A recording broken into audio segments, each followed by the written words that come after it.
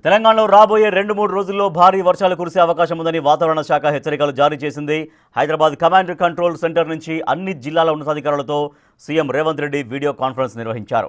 భారీ వర్షాల నేపథ్యంలో అన్ని శాఖల అధికారులు అప్రమత్తంగా ఉండాలని, ప్రజలకు అందుబాటులో ఉండాలని సూచించారు. ప్రత్యేక హెల్ప్ లైన్ నెంబర్ ఏర్పాటు చేయాలన్నారు. ఎటువంటి ప్రాణ ఆస్తి నష్టం జరగకుండా జాగ్రత్త పడాలన్నారు. లోతట్టు ప్రాంతాల ప్రజలను సురక్షిత ప్రాంతాలకు తరలించాలని, పునరావాస శిబిరాలు ఏర్పాటు చేయాలని ఆదేశించారు. భారీ వర్షాలు కురిసే జిల్లాల్లో స్టేట్ డిజాస్టర్ మేనేజ్మెంట్ టీంను తరలించాలన్నారు సీఎం.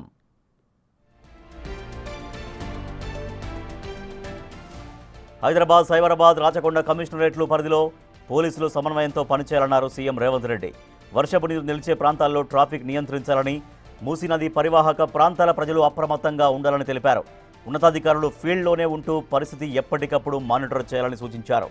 వైద్య శాఖ అప్రమత్తంగా ఉండి డాక్టర్లు, మందులను అందుబాటులో ఉంచుకోవాలని సూచించారు.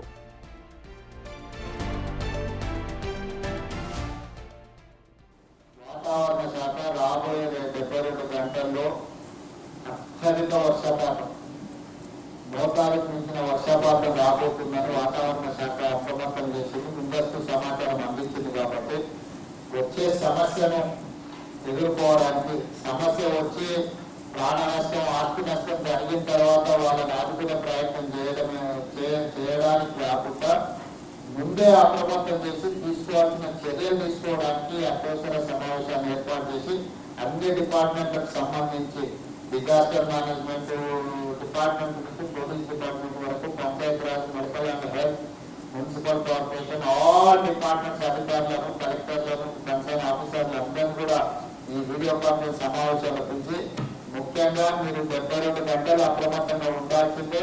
అన్ని డిపార్ట్మెంట్స్, అందరూ అధికారులు, including collectors, all department heads మీ కంట్రోల్ రూమ్లను అప్రమత్తం చేసి మొత్తం యాక్టివేట్ చేసుకోవాలి. అందరినీ 24/7 మీ కంట్రోల్ రూమ్ లో ఉండి సమాచారాన్ని సేకరించి ఎప్పటికప్పుడు లోకల్ గా అప్రమత్తం చేసే పరిస్థితి వేసుకోవడానికి మీరు కరెక్ట్ గా ప్లాన్ చేసుకోవాలి. అదేవిధంగా ఈ లోతట్టు ప్రాంతాలను, లోడింగ్ ఏరియాస్ పట్ల కూడా మీరు అప్రమత్తంగా పెట్టుకొని వాళ్ళనందరినీ కూడా అలర్ట్ చేసుకునే దాంట్లో ఉండాలి. అదేవిధంగా ఈ సమస్యలన్నింటినీ కూడా నిరవధికంగా మీకు కమ్యూనికేషన్ ఉండాలి. ఎక్కడ ఏది జరిగినా కంట్రోల్ రూమ్ కి సమాచారం కావాలి. అదేవిధంగా కంట్రోల్ రూమ్ నుంచి మళ్ళీ అక్కడ సంబంధిత కలెక్టర్లు కానీ, సంబంధిత శాఖలకు ఎక్కడెక్కడ ఏ డిపార్ట్మెంట్ తోని సమాచారాన్ని పంచుకోవాలి, ఏ డిపార్ట్మెంట్ మనం అప్రమత్తం చేయాలో కంప్లీట్ గా నిరవధికంగా 24/7 కమ్యూనికేషన్ ఉండాలి. కమ్యూనికేషన్ ఉంటే మనం ముందస్తుగానే జరగాల్సిన సమస్యని కొంత మనము అడ్రస్ చేయడానికి ఉంటుంది. ఎక్కడైనా లోతట్టు ప్రాంతాలు ఉండి ఇలాంటి సమస్య వస్తుందంటే ఆ కుటుంబాలను తక్షణమే సేఫ్ జోన్ కి తరలించాలి. అదేవిధంగా రిలీఫ్ క్యాంపులను కూడా నిర్వహించి వాళ్ళకి కావాల్సిన ఫుడ్ కానీ, మెడిసిన్స్ కానీ, ఏదైనా సమస్యలు వచ్చినా కూడా ఇమ్మీడియట్ గా వాళ్ళని ఇచ్చేయాలి. ఎక్కడ కూడా ప్రాణ నష్టం జరగడానికి, లేకపోతే పశు సంపద నష్టం జరగడానికి అవకాశం లేకుండా అప్రమత్తం ఉంచాలి. ఎక్కడ కూడా ప్రాణ నష్టం జరగడానికి వీల్లేదు. అదేవిధంగా ఈ ఎఫెక్టెడ్ ఫ్యామిలీస్ ఎవరంటే వాళ్ళకి సహాయం అందించడానికి కలెక్టర్లు వీళ్ళందరూ కూడా లోకల్గా మీ దగ్గర ఉండే ఫండ్స్, డిజాస్టర్ ఫండ్స్ నుంచి ఇమ్మీడియట్గా వాడుకోండి. చీఫ్ సెక్రటరీ గారితో కూడా ఏదైనా ఉంటే ఇమ్మీడియట్గా ఫండ్స్ రిలీజ్ ఏదైనా ఉన్నా ఇట్లాంటి వాటి దగ్గర వెనక ముందు ఆలోచించాల్సిన పర్లేదు. ప్రజలకు సహాయం అందించడానికి అవసరమైన నిధులను కలెక్టర్లు ఖర్చు పెట్టండి, దాంతోనే ఇది చేసుకోండి. అదేవిధంగా ఎనర్జీ డిపార్ట్మెంట్కు ఈ తరగాలు కానీ వర్షాలు వచ్చినప్పుడు కరెంటు డిస్కనెక్ట్ అయ్యి పోలు పడిపోవడం, ట్రాన్స్ఫార్మర్లు కాలిపోవడం జరుగుతుంది.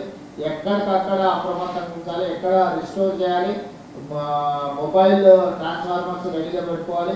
ఎక్కడికక్కడ పవర్ ఏదైనా అవసరమైతే ఇచ్చేయండి. పవర్ రిస్టోర్ చేయలేకపోతే అవసరమైతే జనరేటర్స్తోనైనా కూడా మీరు వాళ్ళని అప్రమత్తం చేసుకోవాల్సిన అవసరం ఉంటుంది.